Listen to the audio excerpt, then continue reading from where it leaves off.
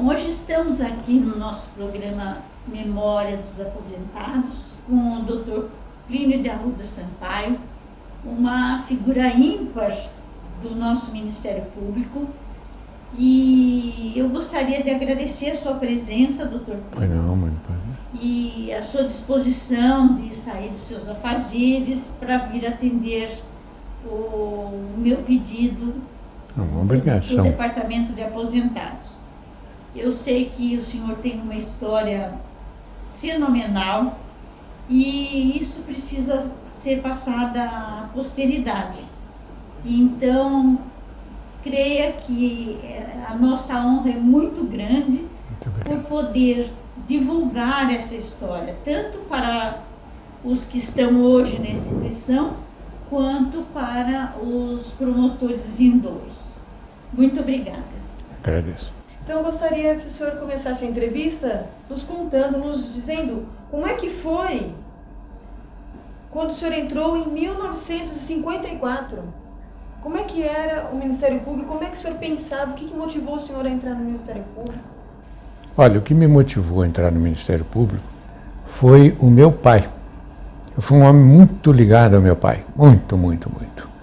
Eu fui o filho mais velho, depois disso vieram 3 meninas e depois um rapaz.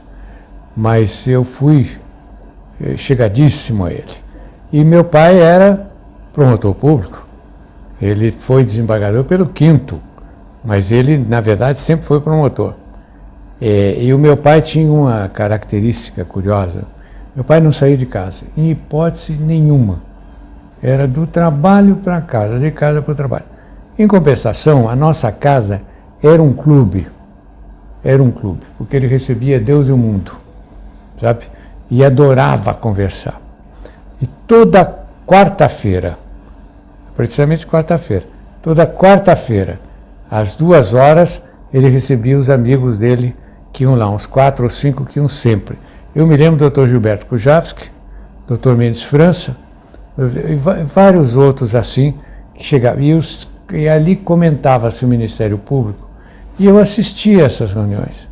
Então eu conheço o Ministério Público, eu tenho a impressão que eu conheço da história antiga. Tem muito promotor hoje que não sabe o que eu sei, porque eu conheço tudo. Eles falavam tudo. Ficavam pelando os inimigos, elogiando os amigos, e ali eles combinavam quem ia ser aprovado e quem ia ser promovido e quem não ia ser promovido. Era ali, eu sei que esse não entra, não passa. E deixava. Esse é muito bom, vamos. O Hélio Bicudo, por exemplo, era um que eles adoravam e tal. Enfim, e com isso eu fiquei conhecendo muito o Ministério Público. O papai foi um dos articuladores dessa instituição. Eu acho até curioso que tem uma homenagem aqui ao Mário, e não tem para ele um negócio, porque ele foi um grande articulador. Inclusive, ele é que foi quem criou a revista Justiça, quem criou a associação, quem criou a... Vocês não têm uma cooperativa aqui? Eu não sei se tem ainda, a cooperativa do Ministério Público. Cooperativa da associação? Da associação do Ministério, não sei, dos promotores. Foi ele que criou. Ele foi com Mário Moura ao Rio de Janeiro para, pela primeira vez, o Ministério Público entrou na Constituição, que era uma coisa importante que eles queriam, porque aí era a base para criar a carreira, entendeu? E então eles foram para lá. Papai era amigo do Mário, do Dr. Mário Mazagão, que era o relator, era o deputado relator, e conversando com ele, expôs e tal, e então apareceu pela primeira vez na Constituição de 46. Depois eu consegui ampliar muito mais por causa de vocês aqui, que me deram tudo pronto e tal. Mas naquele tempo entrou no Ministério Público uma carreira, e com isso eles seguraram. E aí foi muito importante para o crescimento posterior do Ministério Público. O papai foi corregedor do Ministério Público várias vezes eleito. E do Conselho ele era sempre o mais votado. E ele era um homem curioso. Todo promotor que era aprovado, tinha que passar pelo que chamavam confessionário, tinha que conversar com o papai. Aí o papai chegava, conversava e tal, e uma das perguntas que ele fazia é a seguinte: o senhor tem revólver? Eu disse, não. Ah, tem que ter. O promotor tem que ter revólver. Eu disse, por quê? Porque são sujeitos, mas eu sempre tiro o revólver, o que é isso? Não, não pode, tem que ser tal coisa. O senhor joga futebol? Joga. Olha, não deve jogar na comarca. Não deve, sabe por quê? Porque lá tem um encontrão, o sujeito xinga o palhaço. E o promotor não pode receber um xingo desse. Se o senhor quiser jogar na comarca, jogue tênis. Convoque um advogado, também não com qualquer um, né? Com um advogado, com um juiz. Ele era gozadíssimo. E o pessoal adorava ele. E era muito defensor dos advogados, dos promotores. Um dia um promotor foi lá com ele e disse, doutor, eu estou com um problema, eu não sei como é que eu soluciono. Eu disse, qual é, mano? Tem um cidadão que foi namorado da minha mulher quando... Mas acabou, não teve mais nada, tal, depois disso casou comigo. E ele fica incomodando ela. Fica incomodando. Aí o papai disse, como é o nome dele? Fulano tal, tá certo. Mandou chamar. Sentou-se na frente, né? Disse, o senhor, seu fulano tal, olha aqui, o senhor anda incomodando a senhora, eu vou lhe dizer uma coisa. Se o senhor continuar fazendo isso, eu vou mandar lhe dar um tiro. E o senhor vai, e o senhor sabe, eu sou promotor aqui, ninguém fica sabendo. Isso é pavoroso, viu? Outro dia, ele chegou um promotor e disse, doutor, eu queria que o senhor me removesse. Ele disse, por quê? Ele disse, porque, imagina o senhor, eu estou andando na cidade, no Jardim Central, com um carrinho, eu, a minha mulher, um carrinho e a criança. E os irmãos de R$1 que eu estou processando postaram-se na minha frente e não deixaram passar. E o que o senhor fez? Olha, doutor, eu voltei, né? Já não. O que é isso? Não tem propósito. O senhor não tem revólver, não? Não. Então toma aqui algum. Mas o que eu faço com ele? Deu um tiro nele, ué. Onde já se viu parar o promotor público na rua? Ninguém me para na rua. Não pode parar na rua. O senhor não faça isso. Então o homem foi. Um outro chegou lá e disse, doutor, eu quis ser removido. Disse, por quê? Porque a minha mulher não gostou da cidade. Então ela fica em outra cidade. Disse, mas que isso? O senhor não manda nem na sua mulher? Como é que o senhor quer mandar na sua comarca? O papai era tremendo. O fato é que foi um promotor antológico. E eu ouvi tudo isso, porque eu vivia junto com ele, então eu conheci ele. Porque, imagina, o senhor entrou em 54. 54, né? Seu pai, muitos anos antes, ou seja, as dificuldades que eram para se locomover, comunicação. Era. E a grande luta... Cidades do interior. A grande luta deles era evitar a política no Ministério Público. A política era... Porque o procurador naquele tempo era nomeado livremente pelo governador. Não tinha como tem hoje lista tríplice, que hoje tem a lista tríplice e... Então, e o resultado é que só punha político lá. E aí era um negócio terrível. E então eles lutaram muito para conseguir esse que depois entrou na Constituinte. E ele lutou fortemente por esse... com isso ele ganhou, inclusive, muitos inimigos e tal. E uma vez ele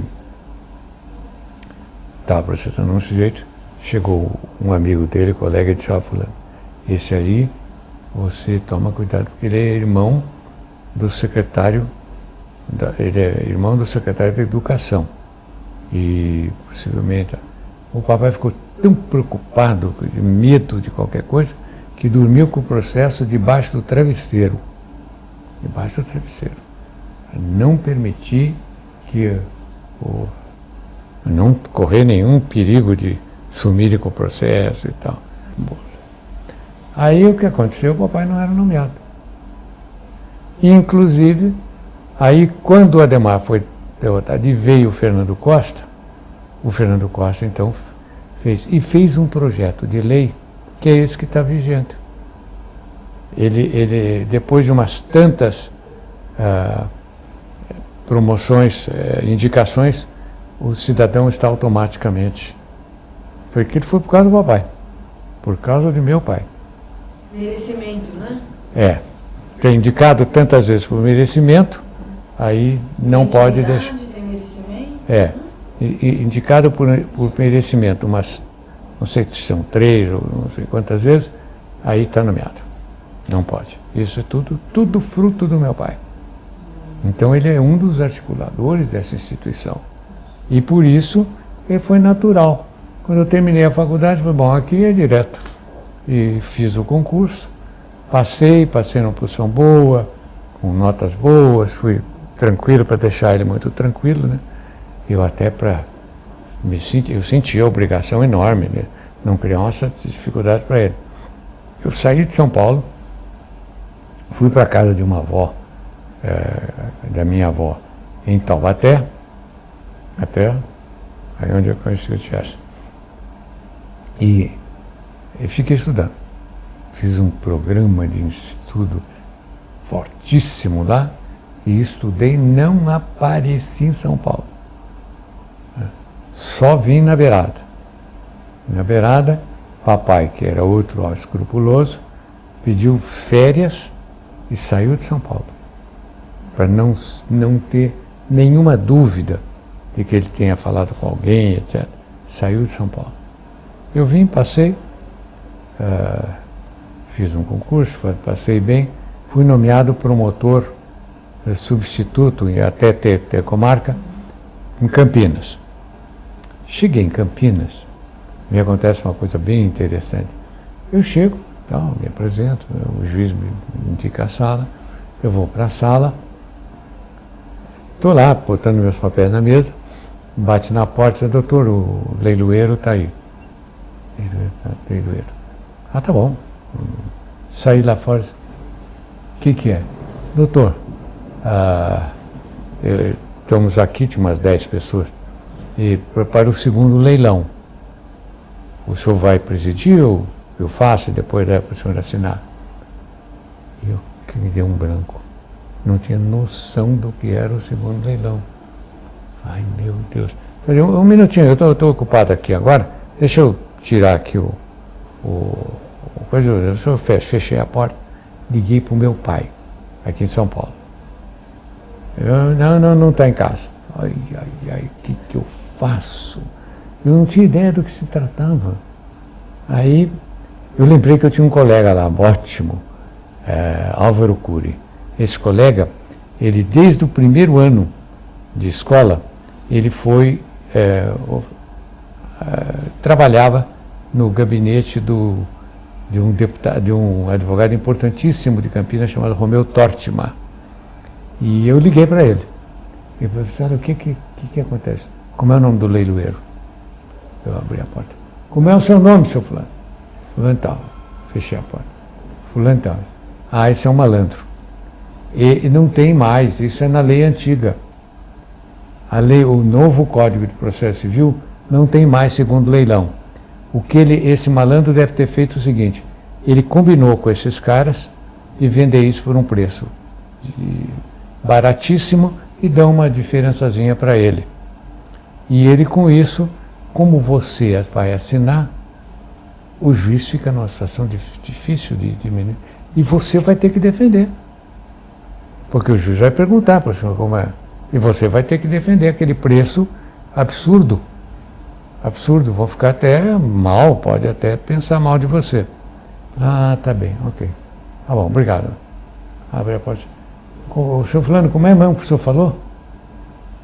Não, nós estamos aqui, doutor, por segundo. Mas que código o senhor está usando? Como é o código? Ele disse, isso aí já passou, seu fulano. O senhor, eu vou falar com o juiz. Como é que o senhor pode ser leiloeiro se o senhor não tem nem noção? Ah, doutor, o senhor perdoe, eu me enganei, tal. Tá bem. Todo mundo para fora. Já fiquei com uma fama de craque, né? O cara sabe tudo. Aí, 2 minutos depois, você bate na porta. Você tu entra lá. Olha, doutor Plínio, vou pedir um favor para o senhor. Eu não faço mais isso, mas se o senhor falar para o juiz, ele me destitui. E é o meu ganha-pão. Eu não vivo de outra coisa, eu vivo disso. De modo que se o senhor pudesse e tal. Eu falei, tá bom, eu vou fazer isso, eu não vou falar com o juiz. Mas você dê seu jeito. Dê seu jeito, porque se eu souber, e você sabe que eu tenho jeito de saber aqui. Todo leilão que tiver aqui, já vou falar para um oficial de justiça, ele fica de olho. Ele liga para mim e você está na rua. Ah, tá bom. Foi. A primeira comarca? A primeira comarca. E o senhor fez júri lá depois? Não, lá eu fiquei dias.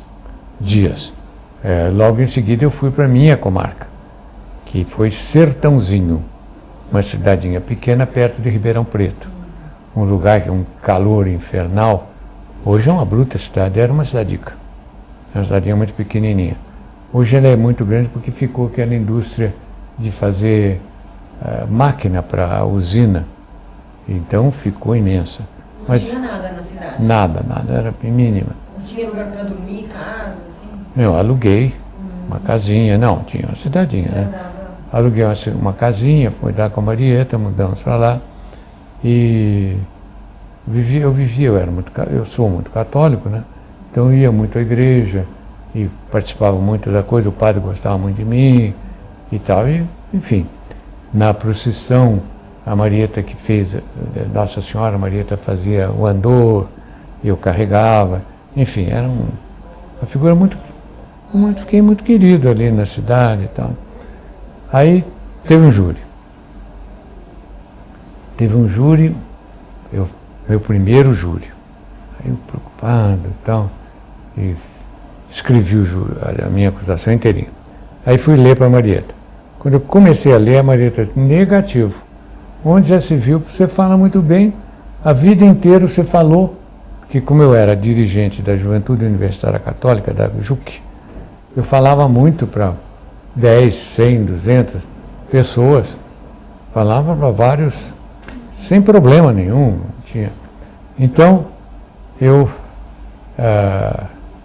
falei, meu Deus do céu, vou fazer. Não, você faz umas fichas, uns esquemas e vai.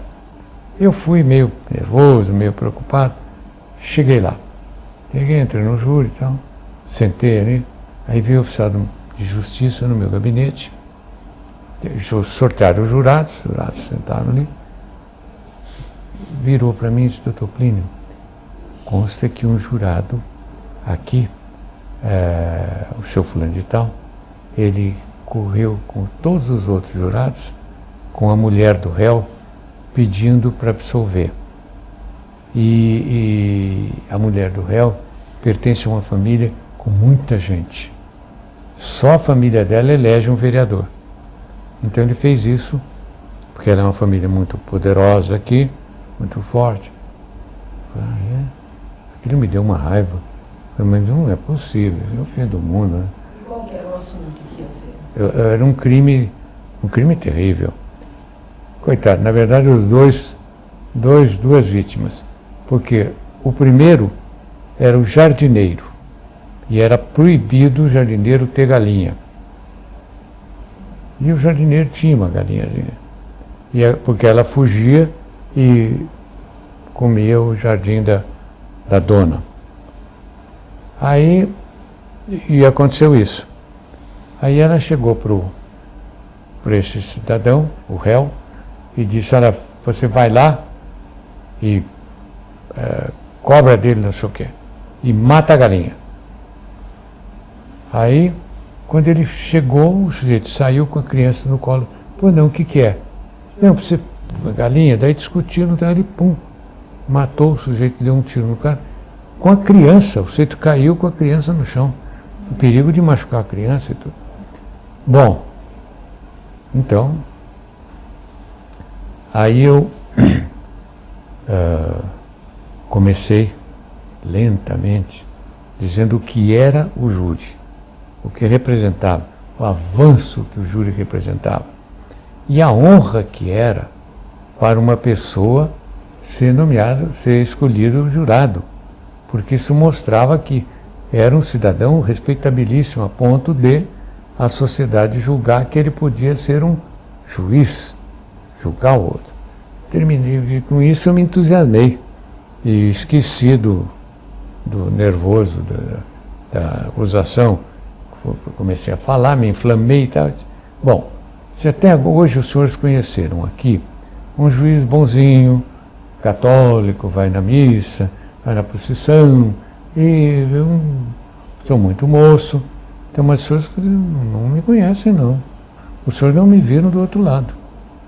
Eu vou saber quem é, eu vou procurar saber, eu vou botar a polícia atrás, vou saber, vou processar e vou condenar esse cidadão, que é um sem vergonha, um mau caráter, um sujeito sem honra, um sujeito onde já se viu, e desci o porrete. Quando eu desci, o cara gritou de lá: fui eu, doutor, fui eu, todo desonrado, e desmaiou. Caiu no chão, não desmaiou não, mas sentiu-se mal lá e tal. Aí eu na hora disse: prenda! Escolta, prenda! O juiz disse: calma, doutor Plínio, calma, o homem está doente. Eu falei: não, o médico lá vê o que tem. Olha, mas foi um negócio.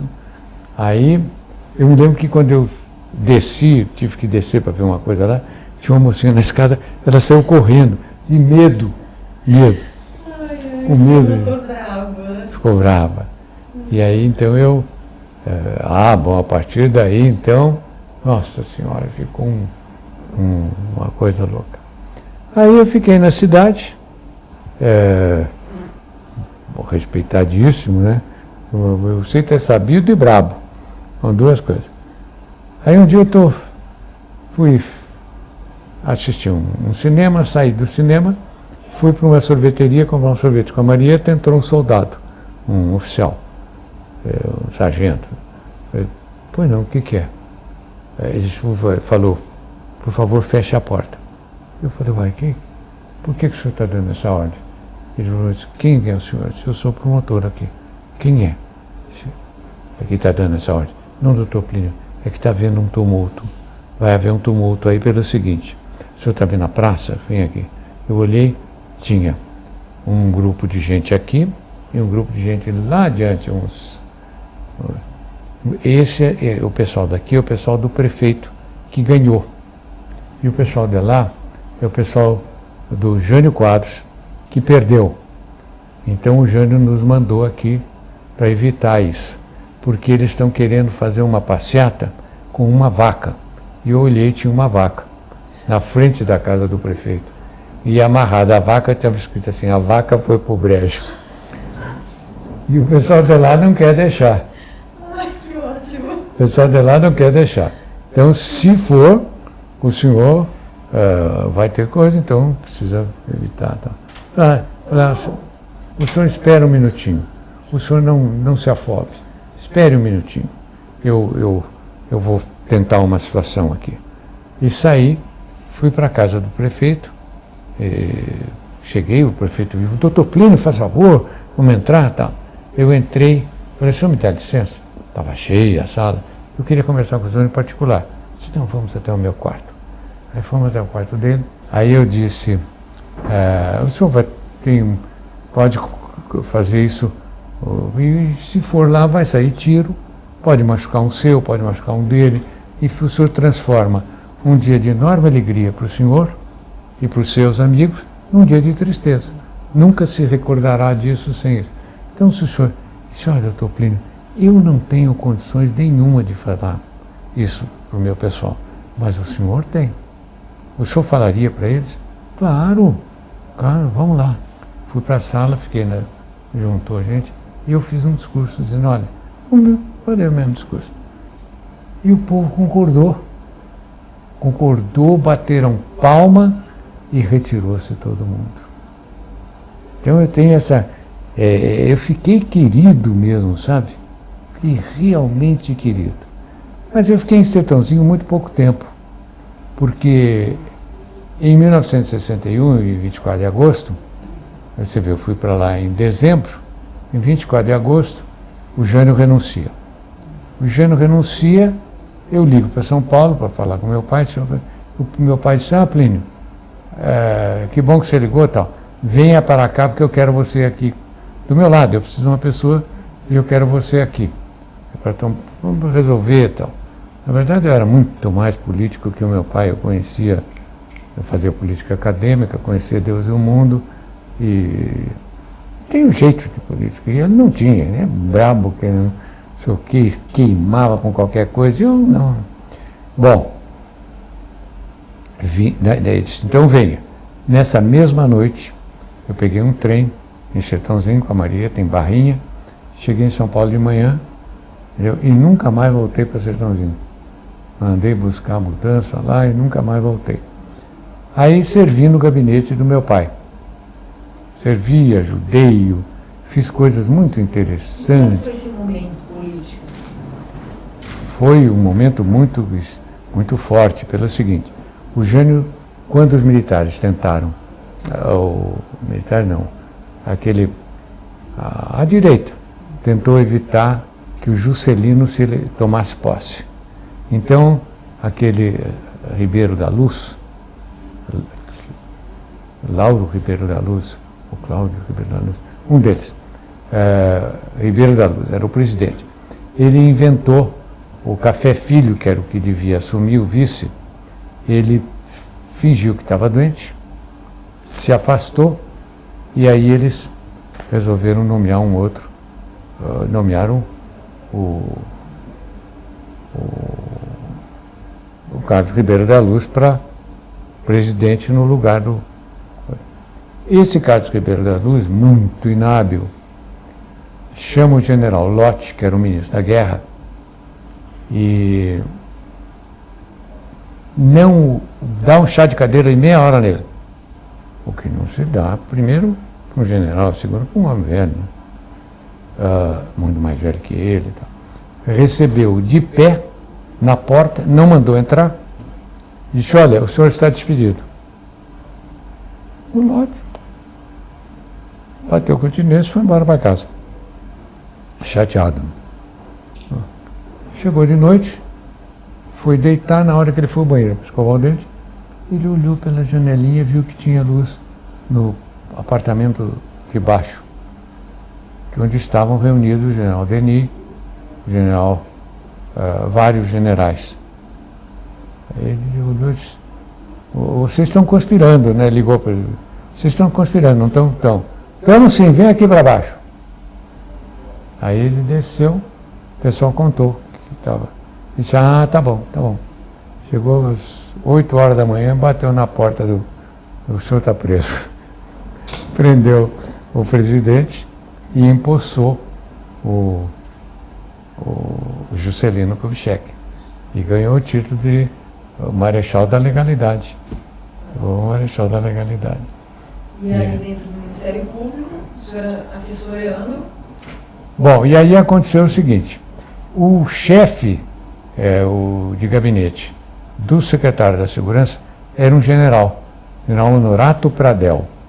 Ele, por telefone, disse: o senhor venha para cá, imediatamente. Está preso, segurou ele, prendeu ele numa prisão pequena, e botou ele no serviço direto do gabinete dele, lá do lado dele. E com isso ficou vago o gabinete. E papai, então, me nomeou.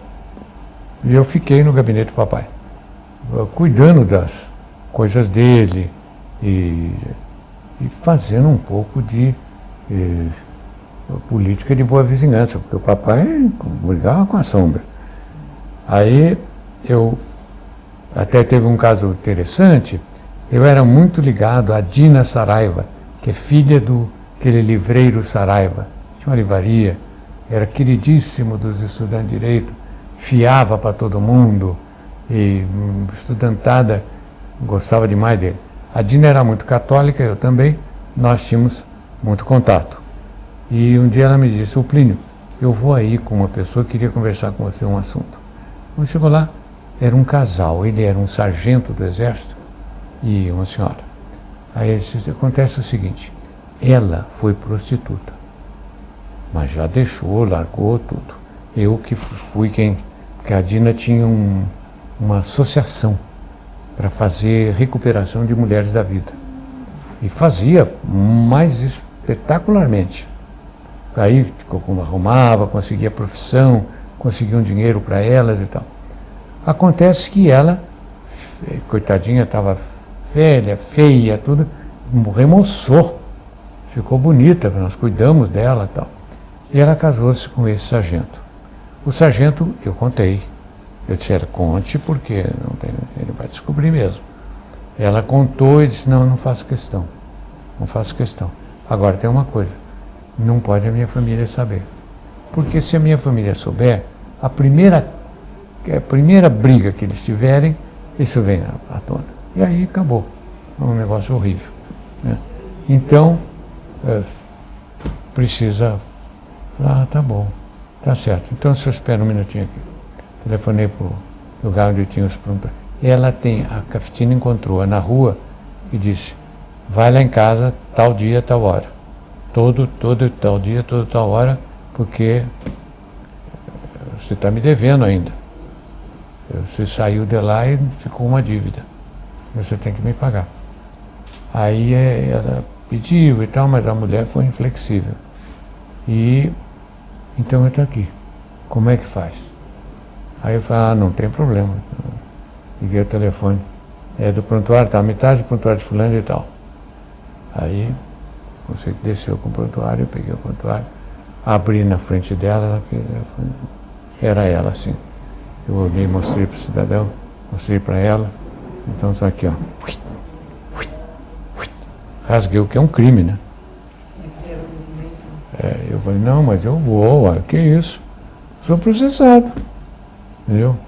Eu vou e digo por quê. E rasguei. Mas não fui processado, ninguém mexeu nisso. Rasguei e ela saiu tão contente. Nossa, tem uma alegria. É das coisas que eu mais gosto quando eu lembro do Ministério Público, é desse fato. Eu eu sentia a tranquilidade dela. A senhora vai lá e diga a essa senhora que eu vou pôr gente atrás de você, vigiando você. Se ela abordar você, ela está presa. Está presa e eu boto ela na cadeia aqui. Aí, fui embora. Voltei, fiquei muito contente. Tenha essa alegria. Bom, em Sertãozinho, eu fui... Tem dois fatos interessantes lá. O primeiro é o seguinte, um dia chegou uma denúncia de que num distrito de Sertãozinho chamado Pontal, um vereador, que hoje é deputado, Jacó Pedro Carolo. O Jacó Pedro Carolo pediu registrou uma porção de eleitor que não sabia ler. Naquele tempo a lei não permitia. Analfabeto não podia votar. Então ele disse, vamos lá, a gente faz a verificação. Então pôs os escreventes de cartório e eu sentei numa cadeira, ele noutra, e vinha o cidadão, a gente abria a cartilha, lê aí. Ouvi, viu, a uva. E o que o senhor leu? Não vi, não sei, não senhor. Não conseguia ler. Eu peguei um lápis, caneta. Assina o nome. Você desenhava o nome. Aí um deles até começou a suar, fazia um calor danado. Começou a suar, olhou para mim e disse, ô doutor, essa caneta aqui é mais pesada que um guatambu. O guatambu é aquele pau de enjar, né? É interessante.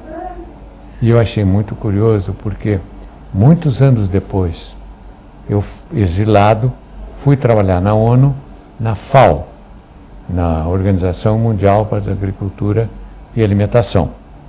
E uma das minhas tarefas era correr o interior para entrevistar camponês. fazer investigação e tal. E eu lembrei, eu estava entrevistando, lembrei, falei, vamos ver aqui. Cheguei para um deles, vem cá, como é o presidente aqui? Eduardo Montalva. Certinho.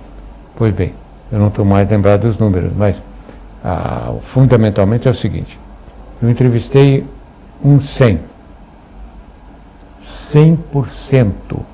Nenhum deixou de saber o nome do presidente. Nenhum. Todos sabiam. E um deles disse Eduardo Frei Montalva. Quer dizer, ele sabia o nome e o sobrenome. O outro disse Eduardo Frei Montalva, pero yo no voté por ele, porque eu sou comunista. Quer dizer, todos eles, é uma diferença brutal. Aí você vê por quê. Quando demitem o Jango, ninguém faz nada. E quando demitem o general, o Allende, o pau comeu. Comeu, foi uma mortandade, teve tiro, mas teve muito tiro.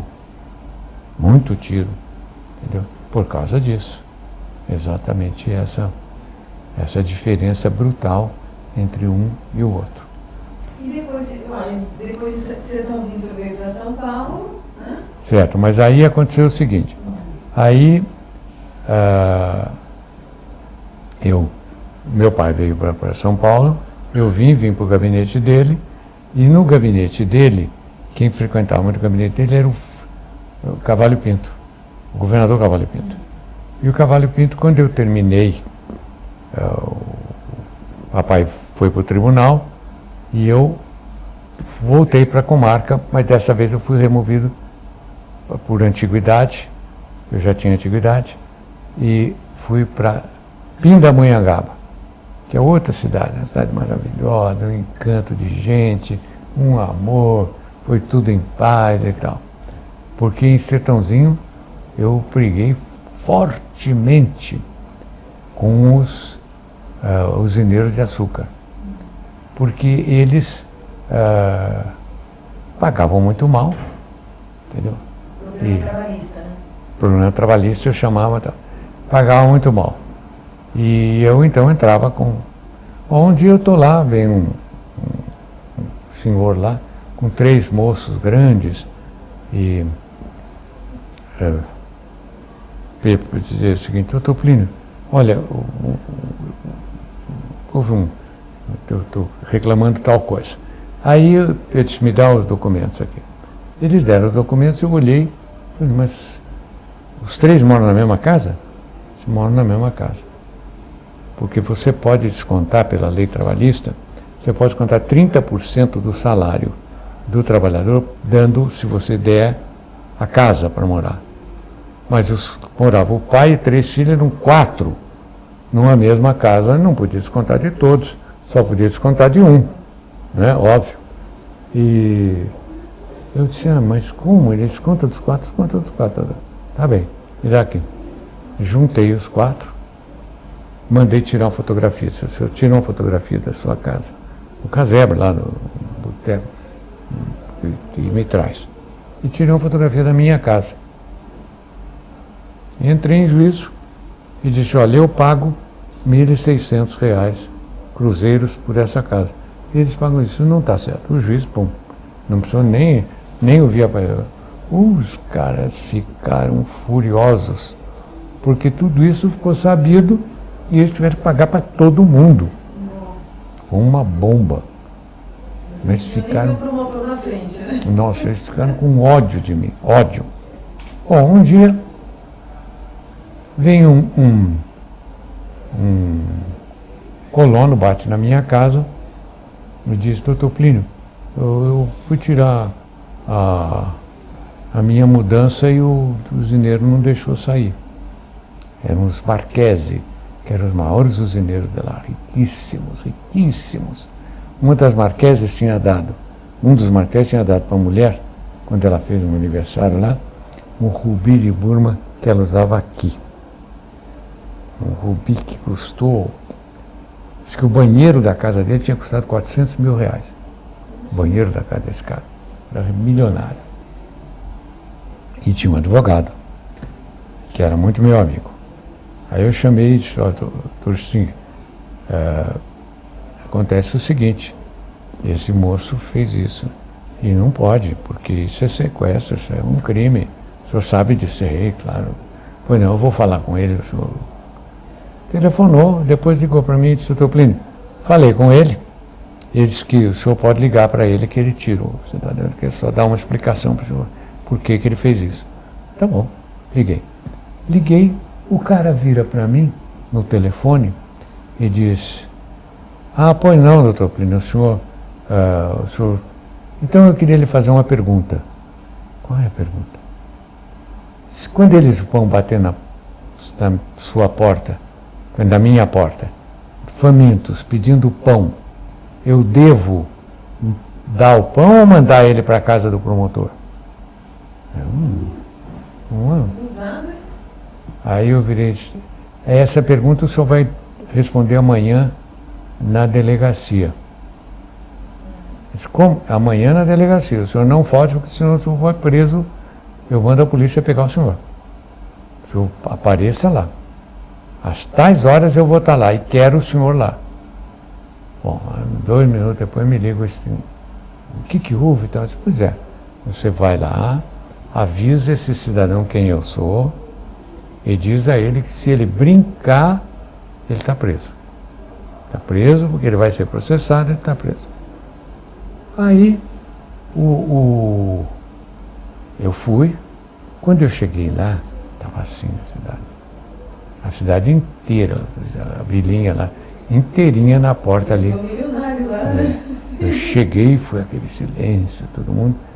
Eu entro, a delegacia, o carrão dele, um bruto de um carro, na frente da porta. Eu parei o carro do lado, chamei o motorista. Quem é esse carro aí? É do doutor Marques, do seu Marques. Tira daí, onde já se viu botar o carro na frente da delegacia, senhor? O cara tirou o carro, o povo olhou, e o cara tirou o carro. Eu desci, quando eu desci o String estava na porta. Doutor Plínio, cuidado, Plínio, o senhor está visivelmente tenso, o senhor está... O senhor, por favor, estou tenso. Vai lá dentro, avisa ele que ele sai preso daqui. Fica preso. Aí foi lá, avisou ele. Eu entrei, eu estava assustado. Chegou, chamei o escrevente, identifica ele. Pai, fulano tal. Mãe, fulano tal. Profissão, tal. O senhor já foi processado? Graças a Deus. Nunca entrei numa delegacia, o doutor Plínio estava quase chorando. Aí, que o requerente, aí se identifica ele. Como eu estou identificar? Ué, o senhor não identifica todas as pessoas que vão depor? Identifico. E por que não ele?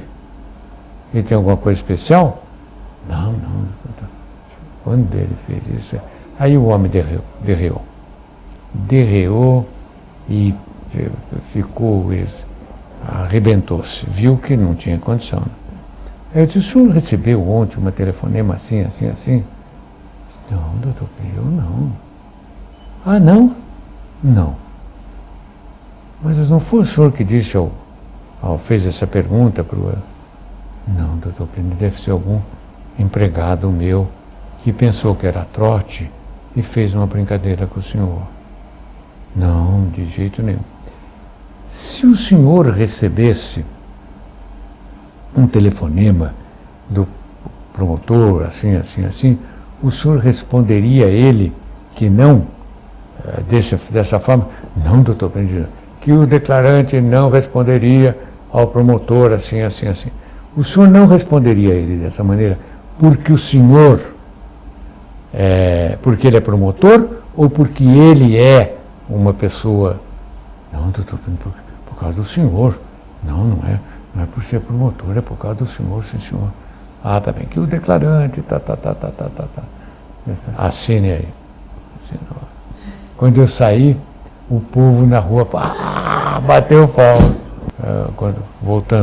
quando meu pai, quando eu fui para, deixou, eu voltei, fui para Pindamonhangaba, era outro mundo completamente diferente, simpaticíssimo, todo mundo muito bom, uma amabilidade enorme. Você era mais em ordem. Mais em ordem. E aconteceu um caso curioso.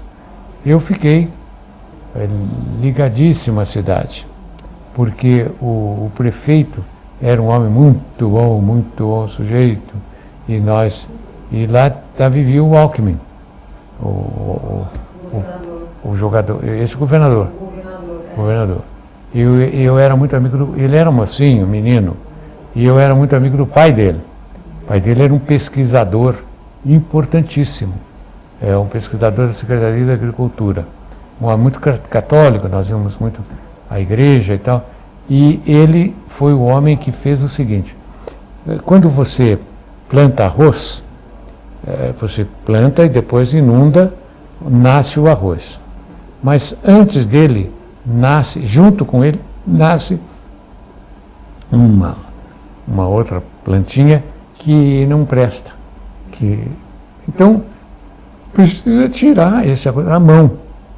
Tem que secar, tira a mão, entendeu? E para depois tirar o arroz. E ele bolou um sistema. Ele estudou um peixinho chamado tilápia. É uma tilapinha. E esse bichinho come. Um bichinho? O peixinho come. O peixinho, ele come esse. Então, quando você tira, está limpo, não tem problema nenhum. E com isso você não tem esse gasto e essa perda. Entendeu? E ele fez isso. Isso é fantástico. Fantástico. E foi e tal. E nós, então, criamos uma coisa chamada Legião dos Cavaleiros de Cristo. E a ideia era a seguinte: nós fazíamos jogo de futebol entre solteiros e casados, e a renda nós jogávamos, tal, a renda era toda revertida para um educandário que tinha ali, que cuidava de meninos abandonados. Então todo o dinheiro ia para lá. Ficamos muito amigos, muito chegados. Bom, quando eu vou para o Ministério Público, volto para Pindamonhangaba, um dia o Cavalho Pinto passa por lá, eu fui saudá-lo, e ele me diz: ô Plínio, prepare-se, porque eu vou convocar você para ir para o meu gabinete, na Secretaria da Fazenda, porque eu vou ser candidato a governador e eu quero uma pessoa do meu lado, uma pessoa de confiança. Eu preciso de uma pessoa para pagar hotel, dar um dinheiro para algum pobre que precise, pagar o restaurante que a gente vá, pagar a gasolina, enfim, uma pessoa que eu tenha confiança, que eu possa fazer. Tá bom. Chegou de noite, telefonou e me nomeou. Eu sei que eu liguei para a mamãe, liguei para contar para o papai, a mamãe atendeu, contei, ela disse: ih, meu filho, não venha de jeito nenhum.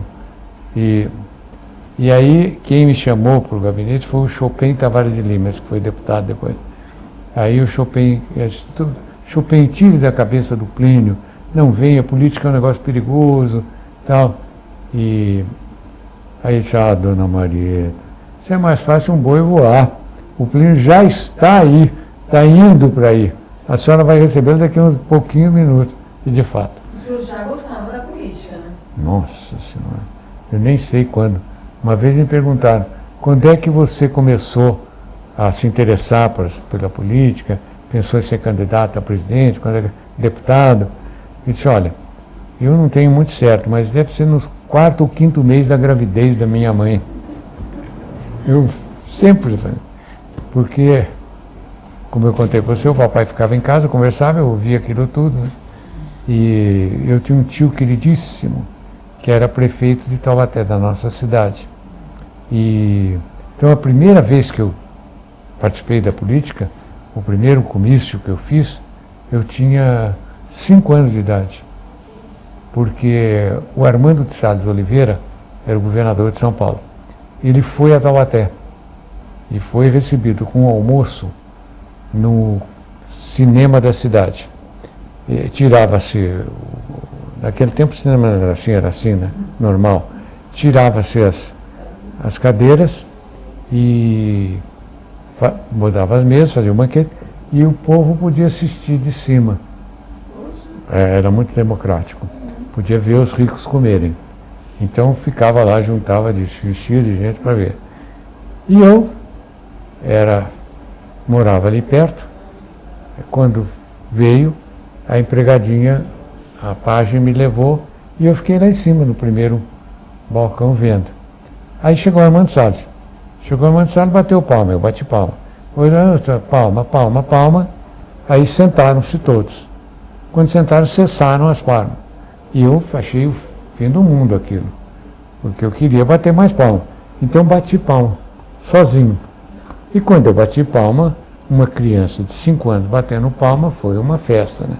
Bateu palma todo mundo. O Vale Pinto olhou, perguntou, quem é? Ele disse, é meu sobrinho. Aí ele pegou e fez assim, um brinde. E aí foi um sucesso. Eu costumo dizer, eu comecei a fazer política. Mas eu disse a você, quando... Mas aí o senhor foi para... Pindamonhangaba. Então, mas aí o senhor foi convidado para ser o secretário. Exatamente. Aí o senhor foi. Não, mas espera, antes disso, tem um fato que é interessante. Eu era outro mundo, um pessoal simpático e tal. E eu fiquei muito querido na cidade por causa disso tudo.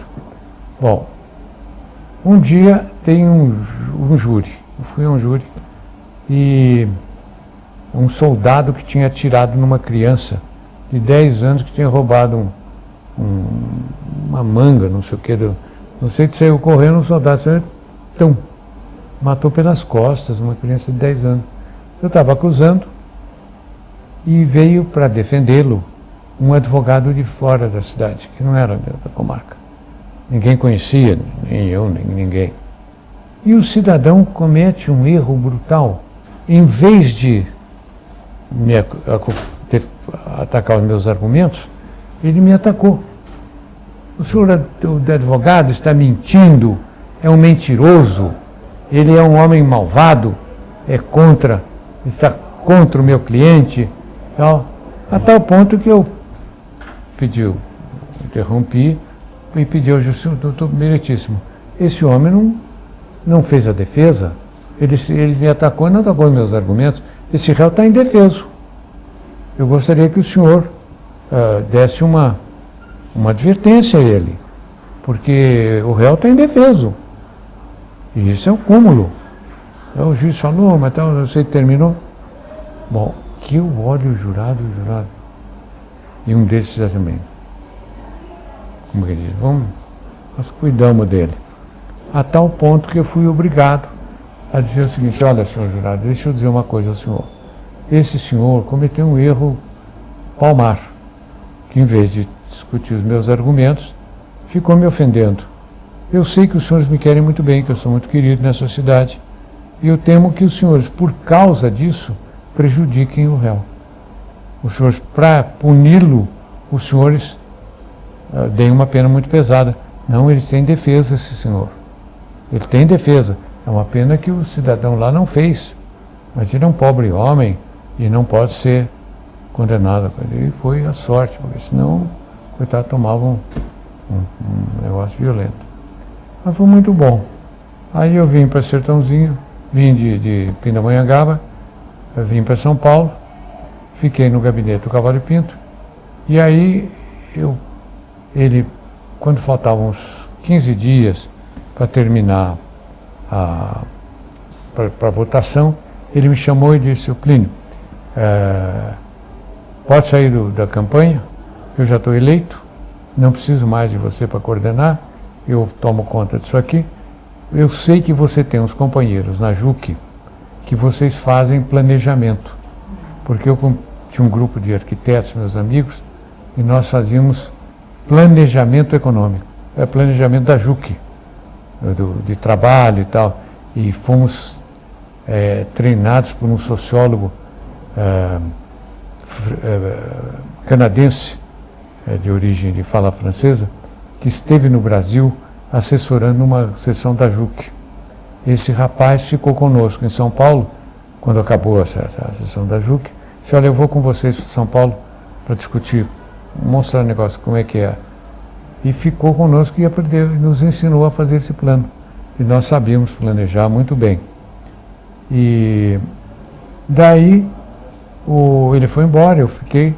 Ele disse, então o senhor faz o seguinte, você reúne os seus amigos, esses que você tem, que trabalham em planejamento, e eu vou montar arrumei com o Antônio Hermílio uma sala para vocês, e vocês se preparem para mim um plano de ação, porque eu quero administrar com um plano, porque fica mais fácil para mim, para eu dizer não para as pessoas. Porque quando vem eu digo, olha, não está no plano. E estando no plano, é automático, eu concedo. Então vamos fazer um truque, eu faço um truque. Você diz ao deputado, quando ele vier e pedir uma escola, por exemplo, que não está, você diz, olha, essa não está no plano, não sai. Mas peça essa, se você pedir esta, o governador dará. E manda um telegrama para você dizendo que por seu apoio fez isso. E você exibe o telegrama.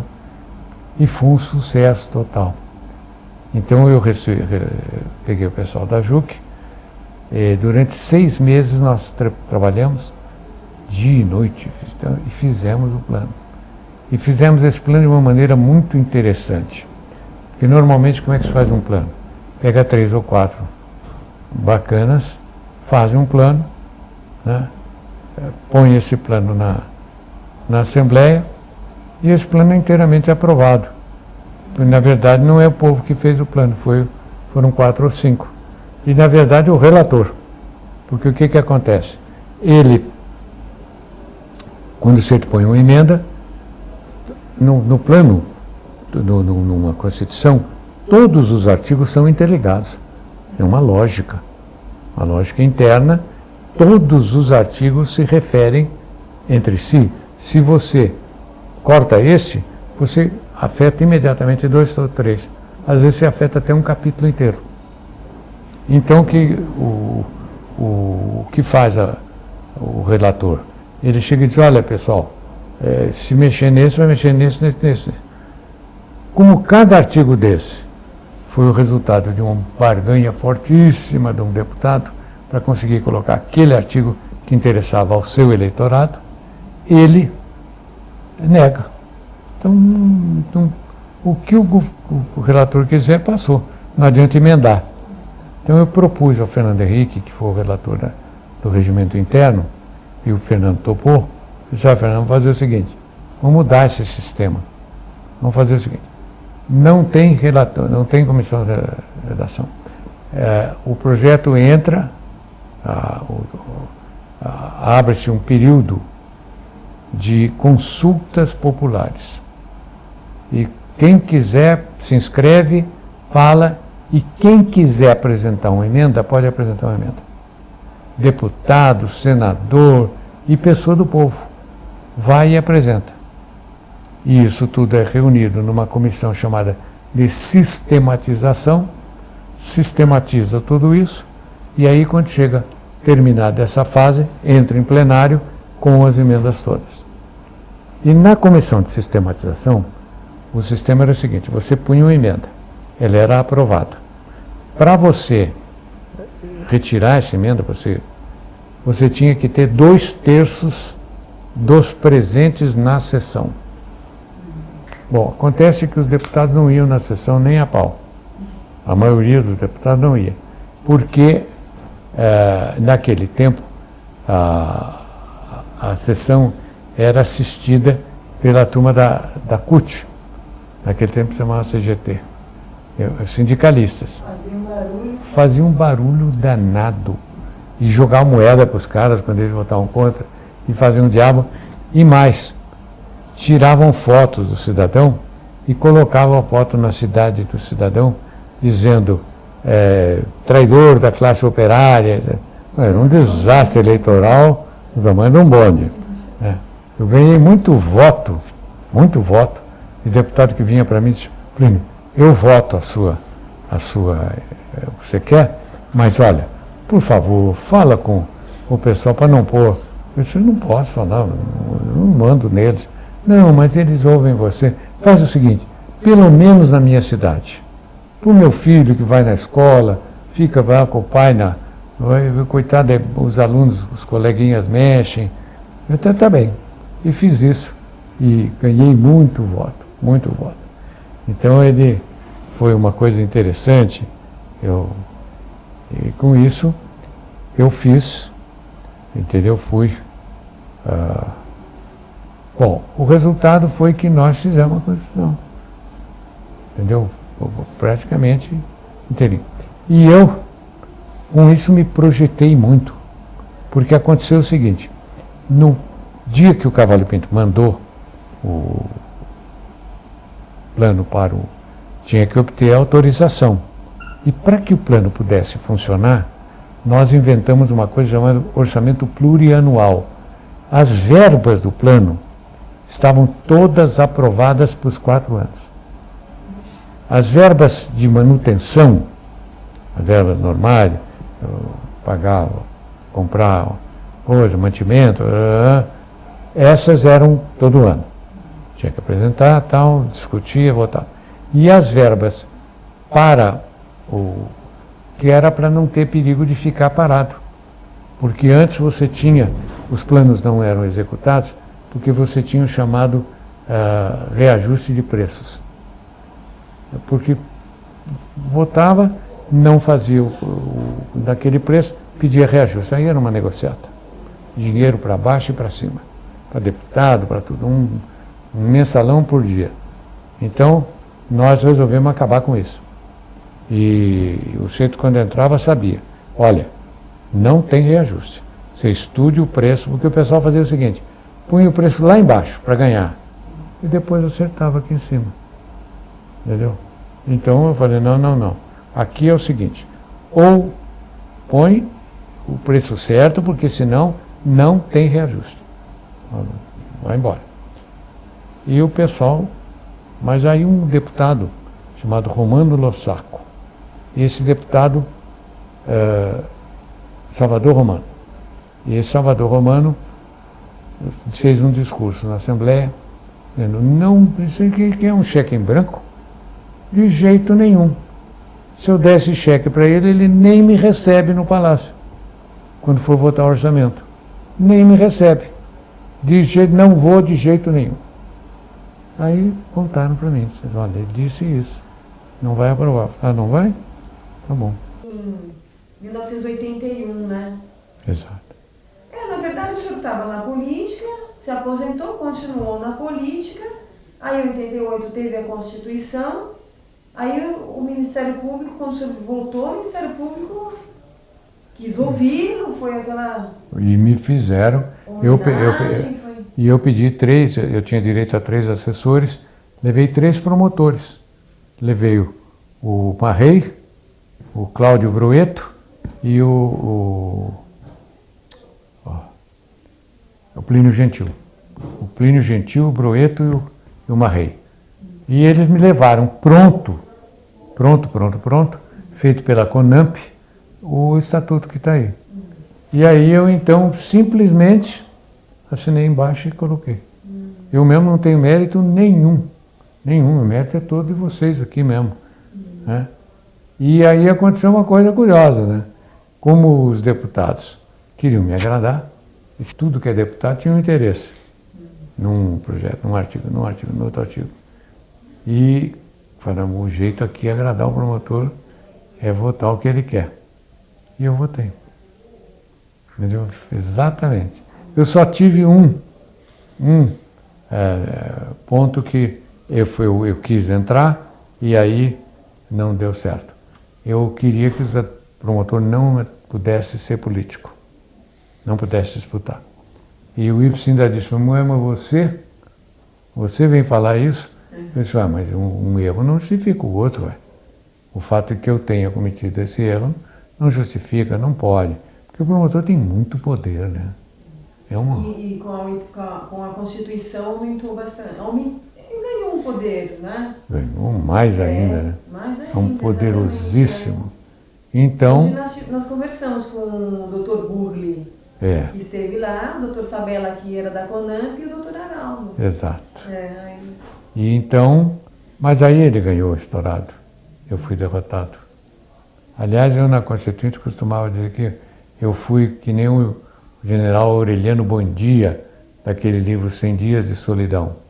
Lutou 30 revoluções, perdeu todas. Eu tentei o Ministério Público, não consegui. Tentei os cartórios, entendeu? Não tem por que ter cartório. O cartório é uma excrescência, uma coisa que não tem sentido, entendeu? Para que cartório? Isso é uma repartição pública que faz isso. Nos Estados Unidos, quando vendia, eu comprei uma casa lá e depois a vendi. E tinha que fazer uma escritura e assinar. Assinei, e aí fui para o meu professor lá e disse, então, como é que eu assino? Onde é que tem um cartório aqui? Disse, cartório? O que é cartório? Falei, cartório é um negócio... Ah, não, aqui não tem isso, não. É para reconhecer a sua firma? Ah, tem uma moça aqui no departamento de economia, lá adiante e tal, é dona fulana, tal andar e tal. Fui lá, cheguei lá, a senhora estava escrevendo, por favor, minha senhora, eu tenho esse papel aqui e precisaria reconhecer a firma. Disse, ah, é? Virou o papel dela. Assine aí. Eu assinei. Deu na hora. Simples assim, né? Pois bem, eu quis acabar com isso, com o cartório. Olha, foi tanta gente na sala que precisou fazer um telão fora, mudar de comissão. Eu fui para uma outra sala enorme. Pois bem, chegou, votou, ganhou, foi embora. Aí eu tinha pensado também em terminar com o Superior Tribunal Militar. Não tem sentido. O militar é um cidadão como qualquer outro. Por que razão um militar precisa ser punido pela corporação dele? Não pune ninguém, né? É claro, é evidente. Então eu propus. O pau comeu, fala, todo mundo, ganha vai todo mundo embora, dando ipiúrra. Pois bem, às 3 horas da manhã, 3 da madrugada, tinha um sujeito no plenário. Um agricultor que estava pedindo pela reforma agrária, que obviamente foi derrotado. E eu então fiz um discurso patético, fiquei emocionado e disse, olha, vejam vocês o que é o Brasil. Junta para um pouquinho de gente, sai um monte. Atende o interesse de um pouquinho de gente. Agora o interesse de 30% da população brasileira, naquele tempo era isso, 30% da população brasileira, isso não é atendido. É um absurdo. É um crime. E foi o que aconteceu.